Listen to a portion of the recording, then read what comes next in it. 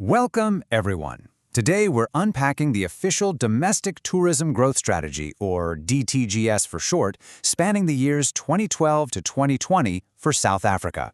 If you are fascinated by how a country literally engineers economic growth from within, how it actively gets its own citizens out there exploring their own backyards, well, you are absolutely in the right place. Consider this explainer your strategic masterclass, a real blueprint for understanding national tourism mechanics. Okay, let's dive into this. We've got 5 distinct phases on our roadmap today, acting as our master blueprint for economic growth. First up, the state of domestic tourism. Second, trends and influencing factors. Third, we'll look at the Shot Left campaign. Fourth, the 5 domestic market segments. And finally, strategy, objectives, and execution. Section 1. The state of domestic tourism. Let's set the stage and see exactly what the baseline landscape looks like before any interventions happen. So what exactly is the DTGS? Well, think of this 2012 to 2020 framework as South Africa's ultimate structural guide to reignite local travel. At the time, the problem statement was pretty glaring. Domestic trips were actively declining. This was mostly due to economic pressures and, quite frankly, a historical lack of a travel culture. To counter this, the framework set up a massively ambitious strategy vision aiming to reach 18 million domestic tourists by the year 2020. This document became the absolute blueprint to bridge that exact gap. But, you might be wondering, why exactly do we even need a domestic tourism growth strategy in the first place? It's like a high-stakes puzzle. If domestic travel is just left to its own devices, a country literally leaves billions of rand on the table. A strategy is crucial because getting millions of people to prioritize local holidays, that doesn't just happen by accident. It requires highly targeted interventions to generate that massive internal revenue, to create jobs, and to ensure a geographic spread that sustains the local economy, especially when international arrivals inevitably fluctuate. And this brilliantly illustrates the core tension this entire strategy aims to resolve. It's stark, really. We start with the problem statement, a stagnant landscape where a huge chunk of citizens felt travel was unaffordable, or maybe simply just not for them. In sharp contrast, the strategy vision pictures a dynamic, thriving domestic market where travel is a totally accessible, everyday part of South African life. At this macro level, without getting bogged down in granular statistics, the policy is outlining a massive behavioral shift.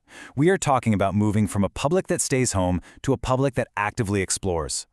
Section 2. Trends and influencing factors. We have to understand what external forces are actively shaping the tourism industry right now. Look, a strategy cannot exist in a vacuum. During that 2012 to 2020 window, some very specific external forces were actively shaping the industry. For example, economic realities. Shrinking disposable income meant travelers were absolutely demanding much more value for their money. Then you had booking methods drastically shifting toward mobile and online platforms, meaning the industry had to digitize, and fast. And culturally, travelers were moving away from those standard cookie-cutter hotel stays and craving authentic, local experiences. Identifying these specific realities ensured the strategy remained agile and, most importantly, realistic. Section 3, the Shot Left campaign. Now we move into the solution phase and introduce the specific marketing vehicle built to capitalize on these trends. Enter the Shot Left campaign. If the DTGS framework is the brain behind the operation, Shot Left is the highly recognizable face and voice.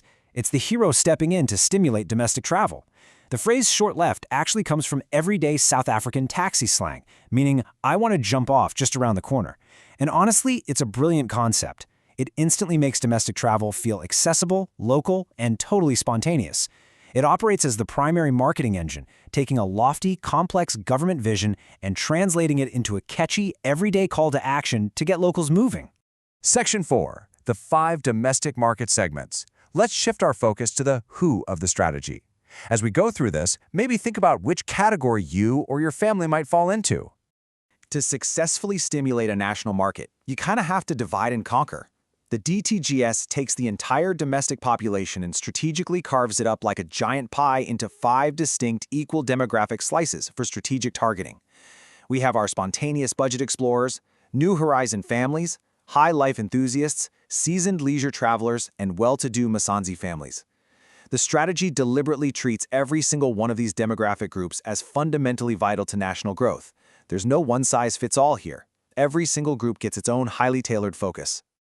Now, what's really interesting about this slide is the sheer psychology behind how these segments are mapped out. We're looking at their specific profiles, their core travel motivations, their preferred holiday types, and, absolutely crucially, their barriers to travel. Think of these barriers as the ultimate villains of our story. For a spontaneous budget explorer, the villain is usually a lack of funds, right? So their ideal holiday is a quick, highly affordable weekend getaway with friends. But for New Horizon families, the villain might be a lack of kid-friendly information, so they desperately need tailored, reassuring packages. By understanding exactly why someone isn't traveling, the marketing can directly swoop in and neutralize that specific barrier. Section 5. Strategy, Objectives, and Execution. We are zooming back out from the specific travelers to establish how we actually hit these ambitious targets. Let's move to and see how this builds into the core operational framework. The strategy outlines exactly 4 foundational objectives that drive the entire national plan forward. 1. Increase domestic tourism revenue. 2. Increase domestic tourism volume. 3. Enhance measures to address seasonality, meaning we want travel happening all year round, not just packed into the December holidays. And 4. Enhance the overall culture of travel among South Africans. Basically, everyone, from top government officials all the way down to local tour guides, is pushing toward these exact same 4 goals. So, the crucial point is how this actually translates into real-world action through the DTGS implementation plan. It takes those 4 big objectives and binds them directly to specific activities and strategic options. For example, to tackle that seasonality issue, an activity might be creating irresistible off-peak winter travel discounts. Or, to enhance the culture of travel, strategic options could include partnering with major employers to offer holiday savings funds for their staff. It's really the ultimate how-to guide, ensuring the grand vision becomes a reality through measurable daily actions. We've just unpacked the entire architecture of South Africa's 2012 to 2020 domestic tourism growth strategy. But before we wrap up this explainer, I want you to think back to those specific segments we discussed earlier. Are you a spontaneous budget explorer, or maybe part of a New Horizon family? And more importantly, what specific barrier, whether it's time, budget, or just finding the right information, are you going to overcome for your next shot left? The whole strategy was built from the ground up to get you moving. Now, it's completely up to you to get out there and explore. Keep learning, and I'll see you in the next explainer.